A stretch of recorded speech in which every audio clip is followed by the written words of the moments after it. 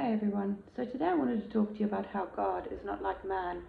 And we as children of God tend to forget sometimes that even though we are made in his image, we will never be able to fully understand his ways. We'll never fully be able to understand things like timing. And this is where people doubt his faithfulness. But it was when I was reading a story in the book of Numbers about Balaam and Balak.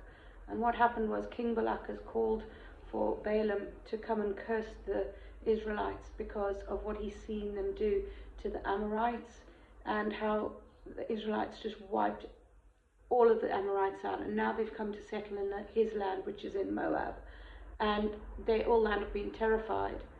But when Balaam arrives, he says that he can only speak the words that God gives to him, and God wishes to bless Israel. So Balak gets quite angry and says, why can't you curse these people? And Balaam says to him, because God is not like man. And if you go to the book of Numbers 23, verses 19 to 23, this is what he actually says. He said, God is not like men who lie. He is not a human who changes his mind. Whatever he promises, he does.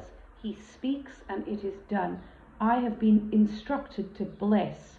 And when God blesses, I cannot call it back. And he then goes on to say, I foresee that Israel's future will bring her no misfortune.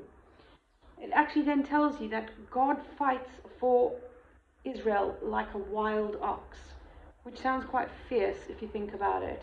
There is no magic charm or witchcraft that can be used against Israel. So now people will say about Israel, look what God has done. And it's so true. I know I have issues with God's timing. I've spoken to him many times about this in my prayer, because the timing just does not feel great. So it doesn't really matter how bad the situation really is, because you know at the end of the day, he's going to turn it around in our favor. It's promised all throughout the Bible. And if you go to Isaiah 29:22, it says, so now Yahweh, the God of Israel, who rescued Abraham from trouble, says, my people, you will not be disgraced any longer, and your faces will no longer be pale with shame. You know, there's so many verses. The book of Isaiah is absolutely littered with promises and how to trust him. But this is how we are as humans. We just, when we want something in this world, everything's so fast-paced that if you want something, you can pretty much get it in crazy amount of time, you know, a lot more rapidly than when you're trying to understand God's ways, which is why he tells us to seek him, because his ways are different. And again, if you go to Isaiah 55 verses 8 to 9, it says, my thoughts, says Yahweh, are not like yours, and my ways are different from yours. As high as the heavens are above the earth, so high are my ways and thoughts above yours. And this is the reason why so many of us just don't want to trust God, have a hard time trusting him, because, like I say, although we know he created in his image, he is not a human. He is a spirit. And this is why we are instructed to live in the spirit. If you want to increase your spiritual life, you have to keep seeking him, because the minute you walk out your door and go out into the big wide world, it's very easy to be caught up in your human nature, and then you start thinking like a fleshly creature. So this is why we need to be in the Word continuously, is because God's ways are so incredibly different from ours. There's so many believers that just, they accept the free gift that Yeshua came and gave his life on the cross. But this is why we are at the stage we are at now, so close to the end, is people don't want to believe like they used to, because they're like, well, this is what the promise said, but it hasn't come true. But then we need to go back to things like, you know, the book of Isaiah was actually written about 200 years before Yeshua, Jesus, even came to walk on this earth. And only some of these prophecies are coming true now, approximately 6,000 plus years later. We don't really know. But if we look at Abraham, he was promised a child, and he had faith which was solid.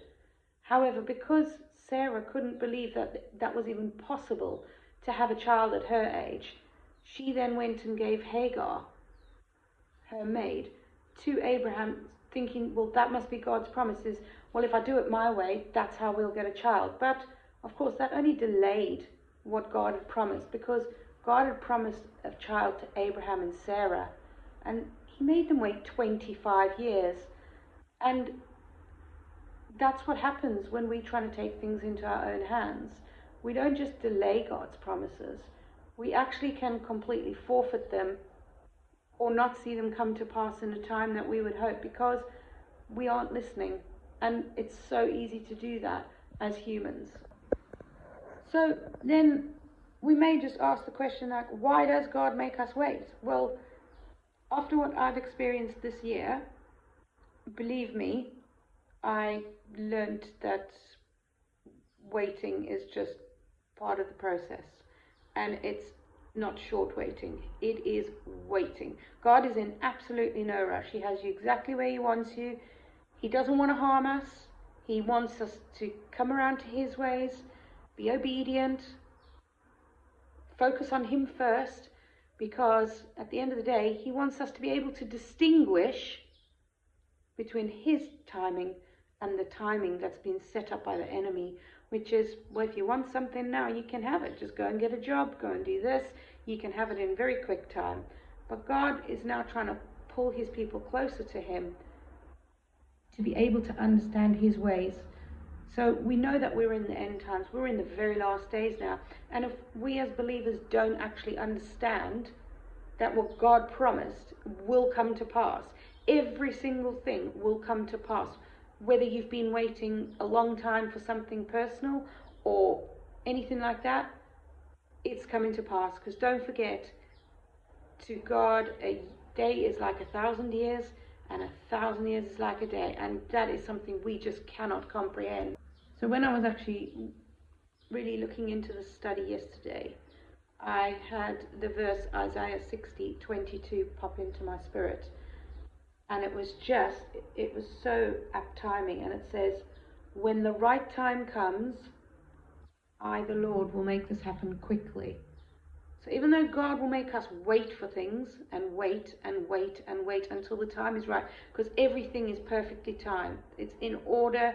There's just no chaos involved. It is to the moment, to the second. But when he does act, it's going to be suddenly, it's going to be quickly.